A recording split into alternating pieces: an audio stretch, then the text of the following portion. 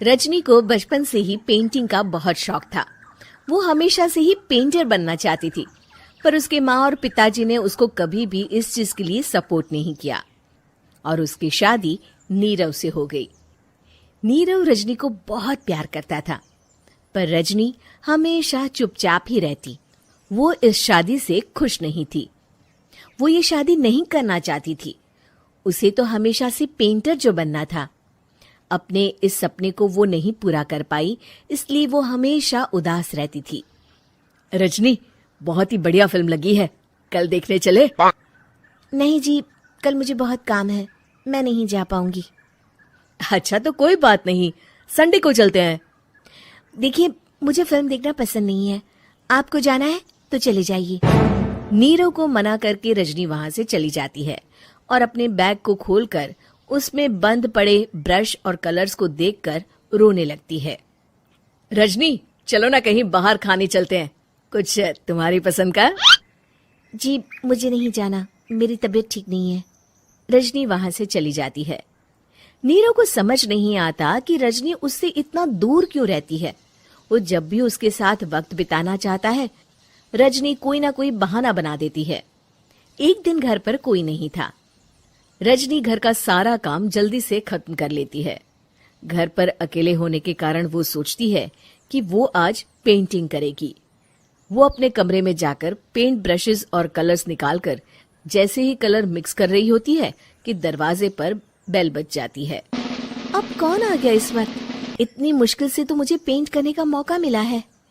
रजनी दरवाजा खोलती है तो उसकी सास अपनी सहेलियों के साथ खड़ी होती है और सब घर के अंदर आ जाते हैं।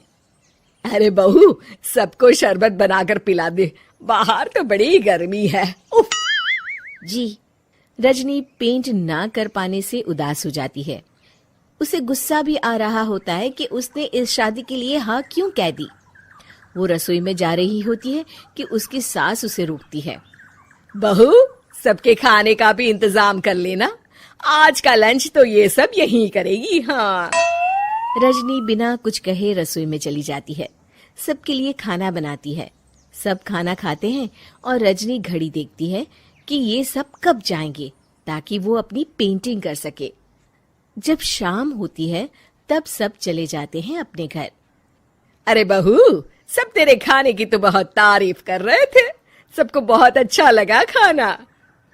आपको मुझे सुबह बताना चाहिए था ना कि आपकी सहेलियां आ रही है। पता भी है कितना वक्त लगा सारा खाना बनाने में। अरे बहू, तू ऐसे कैसे बात कर रही है मुझसे? तो और कैसे बात करूं? मैं इस घर की कोई नौकरानी नहीं हूं कि इतना काम करूंगी।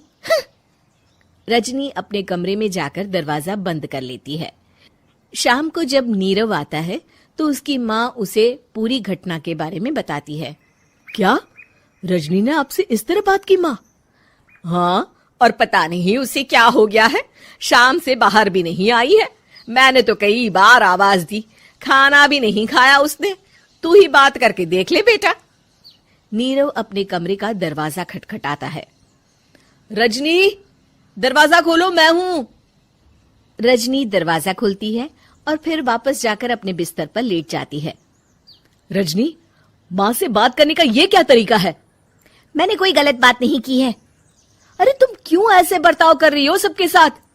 क्या तुम इस शादी से खुश नहीं हो? रजनी कुछ नहीं बोलती। अरे बताओ मुझे रजनी, क्या ये शादी तुम्हारी मर्जी के खिलाफ हुई है? हाँ, मैं ये शादी कभी नहीं करना चाहती थी। तुमसे क्या, मैं किसी से भी शादी नहीं करना चाहती थी। रजनी रोने लगती है। चुप हो जाओ रजनी, बताओ मुझे, तुम क्यों नहीं करना चाहती थी शादी? रजनी बेड के नीचे से अपने पेंटिंग्स, कलर्स, ब्रश, पेपर्स निकालती है। इतने में उसकी सास भी कमरे में आ जाती है। ये देख रहे हो, ये थे मेरे सपने। मैं पेंटर बनना चाहती थी, पर माँ पापा ने कभी सपोर्ट नहीं किया और मेरी शादी करवा दी। मेरे सारे सपने टूट गए। हर वक्त बस गुस्सा आता रहता है मुझे। मैं जानती हूँ कि आप लोगों की इसमें कोई गलती नहीं है, पर मैं क्या करूँ, मुझे समझ में नहीं आता।